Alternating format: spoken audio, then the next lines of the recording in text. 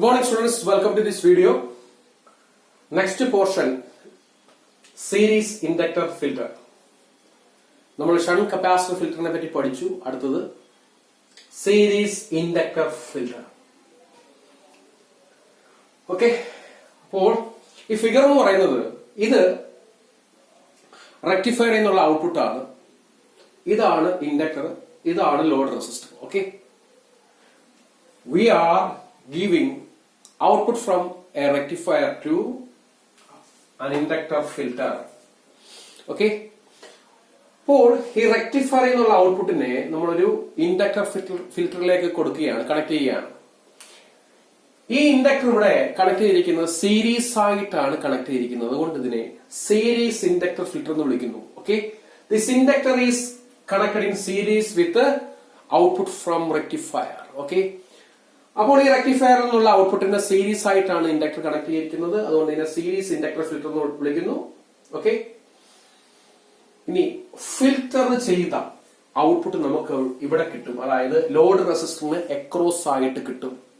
ഇവിടെയാണ് നമുക്ക് ഫിൽറ്റർ ചെയ്ത ഔട്ട്പുട്ട് കിട്ടുന്നത്. ഓക്കെ, അപ്പോൾ ഇതാണ് സീരീസ് ഇൻഡക്ടർ ഫിൽറ്റർ എന്ന് പറയുന്നത്. അതിനകത്ത് നമ്മൾ ഉപയോഗിക്കുന്ന ഒരു ഇൻഡക്ടർ ആണ്. ഫിൽറ്ററിങ്ങിന് വേണ്ടി നമ്മൾ ഉപയോഗിക്കുന്നത് ഒരു ഇൻഡക്ടർ ആണ്. That inductor is connected in series with output from rectifier. റെക്ടിഫയറിൽ നിന്നുള്ള ഔട്ട്പുട്ടിന് സീരീസ് ആയിട്ടാണ് ഈ ഇൻഡക്ടർ കണക്ട് ചെയ്തിരിക്കുന്നത്. ആ ഇൻഡക്ടർ റെക്ടിഫയറിൽ നിന്നുള്ള ഔട്ട്പുട്ടിനെ ഫിൽറ്റർ ചെയ്യും, അതായത് അതിനകത്തുള്ള AC കമ്പോണൻസിനെ റിമൂവ് ചെയ്യും, റിപ്പിൾസിനെ റിമൂവ് ചെയ്യും. ഓക്കെ, അപ്പോൾ റിപ്പിൾസിനെ റിമൂവ് ചെയ്താൽ ബാക്കിയുള്ള DC നമുക്ക് ഈ ലോഡ് റെസിസ്റ്ററിനെ ക്രോസ് ആയിട്ട് കിട്ടും. ഓക്കെ, അപ്പോൾ ഈ റെക്ടിഫയറിൽ നിന്നുള്ള ഔട്ട്പുട്ടിനകത്ത് AC കമ്പോണന്റും കാണും, DC കമ്പോണന്റും കാണും. യഥാർത്ഥത്തിൽ നമുക്ക് റെക്ടിഫയറിന്റെ ഔട്ട്പുട്ടിൽ വേണ്ടത് DC കമ്പോണന്റ് ആണ്. പക്ഷേ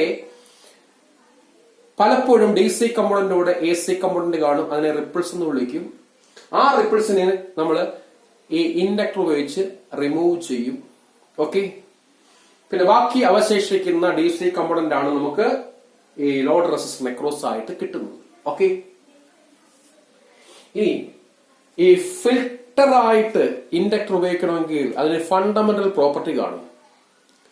ഓക്കെ, ആ ഫണ്ടമെന്റൽ പ്രോപ്പർട്ടി എന്ന് പറയുന്നത് an inductor has the fundamental property of opposing any change in current flowing through it.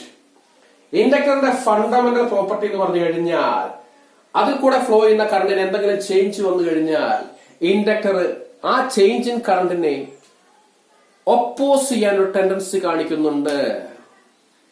ഇൻഡക്ടറിൽ കൂടെയുള്ള കറണ്ട് ഫ്ലോയ്ക്ക് എന്തെങ്കിലും ഒരു ചേഞ്ച് വന്നാൽ ഇൻഡക്ടറിന് ആ ചേഞ്ച് ഇൻ കറണ്ട് ഫ്ലോയെ ഒപ്പോസ് ചെയ്യാൻ ഒരു ടെൻഡൻസി ഉണ്ട്.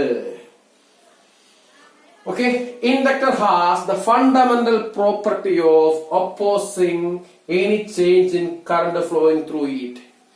ഇൻഡക്ടറിലൂടെ ഫ്ലോ ചെയ്യുന്ന കറണ്ട് ചേഞ്ച് ചെയ്താൽ അതിനെ ഒപ്പോസ് ചെയ്യാനുള്ള, അതിനെ എതിർക്കാനുള്ള, അതിനെ തടയാനുള്ള ഒരു പ്രവണത ആർക്കുണ്ട്, ഒരു ടെൻഡൻസി ആർക്കുണ്ട്, ഇൻഡക്ടറിലുണ്ട്. അപ്പോൾ ഇൻഡക്ടറിൽ കൂടെയുള്ള ഒരു കറണ്ട് ഫ്ലോക്ക് എന്തെങ്കിലും ഒരു ചേഞ്ച് വന്നാൽ, കറണ്ട് ഫ്ലോ കൂടുകയോ കുറയുകയോ ചെയ്താൽ അതിനെ എതിർക്കാനുള്ള, അതിനെ ഒപ്പോസ് ചെയ്യാനുള്ള ഒരു ടെൻഡൻസി ആർക്കുണ്ട്, ഇൻഡക്ടറിനുണ്ട്. Okay, this property is used in series inductor filter. നമ്മുടെ സീരീസ് ഇൻഡക്ടർ ഫിൽറ്ററിൽ ഈ പ്രോപ്പർട്ടിയാണ് യൂസ് ചെയ്തിരിക്കുന്നത്. അതായത് ഇൻഡക്ടറിൽ കൂടെയുള്ള കറണ്ട് ഫ്ലോ ചേഞ്ച് ചെയ്ത് കഴിഞ്ഞാൽ, അതിന്റെ വാല്യൂ കൂടുകയോ കുറയുകയോ ചെയ്ത് കഴിഞ്ഞാൽ അതിനെ ഒപ്പോസ് ചെയ്യാനുള്ള, എന്തിനെ ഒപ്പോസ് ചെയ്യാനുള്ള, ചേഞ്ച് ഇൻ കറണ്ട് ഫ്ലോയെ ഒപ്പോസ് ചെയ്യാനുള്ള ഒരു ടെൻഡൻസി സാധാരണഗതിയിൽ ഇൻഡക്ടറുണ്ട്. അതാണ് ഈ സീരീസ് ഇൻഡക്ടർ ഫിൽറ്ററിൽ നമ്മൾ യൂസ് ചെയ്യുന്നത്. Okay, whenever the current through inductor tends to change, a back EMF is induced in the inductor which prevents the current from changing its value. അതായത് ഇൻഡക്ടറിൽ കൂടെയുള്ള കറണ്ട് ഫ്ലോ ചേഞ്ച് ചെയ്യാൻ തുടങ്ങുമ്പോൾ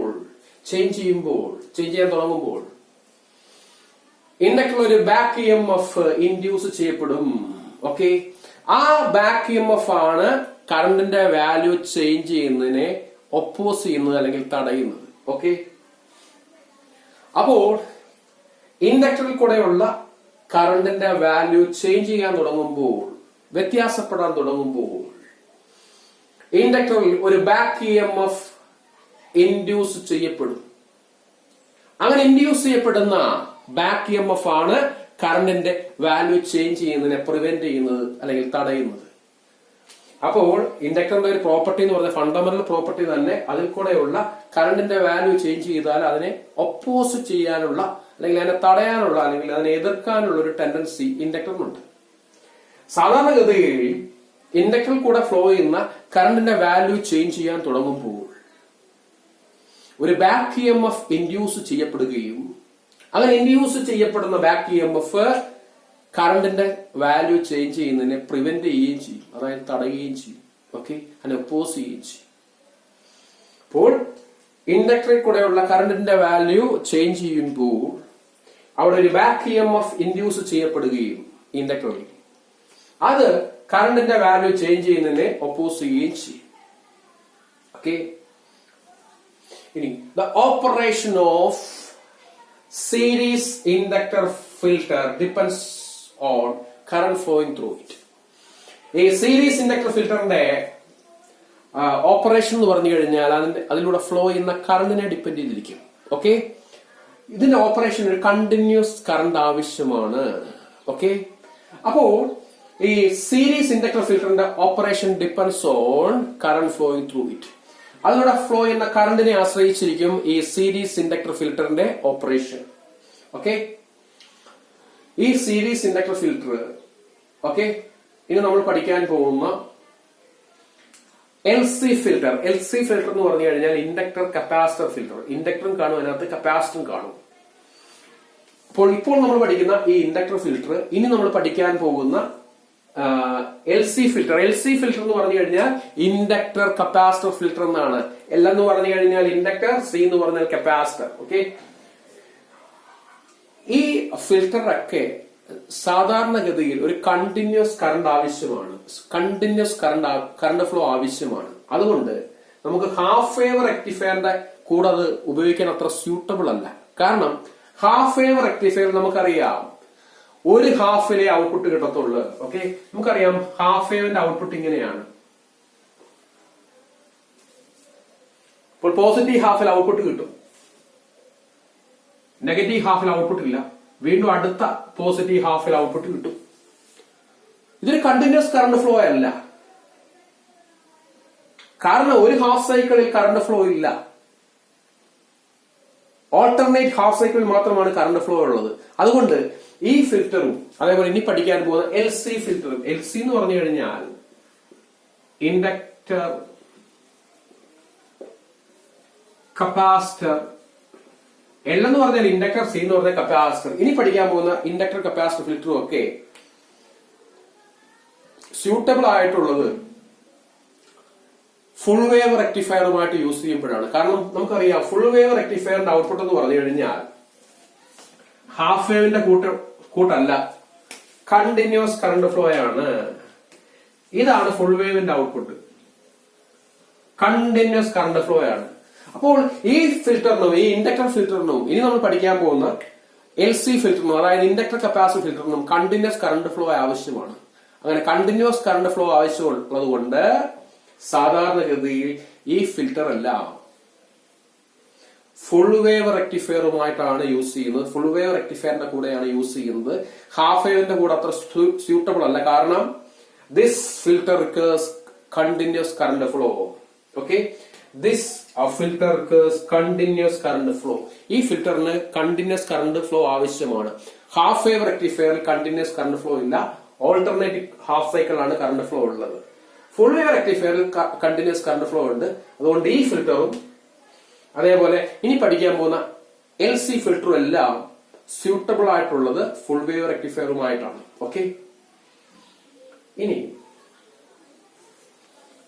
ഇതിന്റെ filtering action depends on current flowing through it. Okay. അപ്പോൾ ഇതിൽ കൂടെയുള്ള current flow high ആണെങ്കിൽ filtering action will be better. Okay.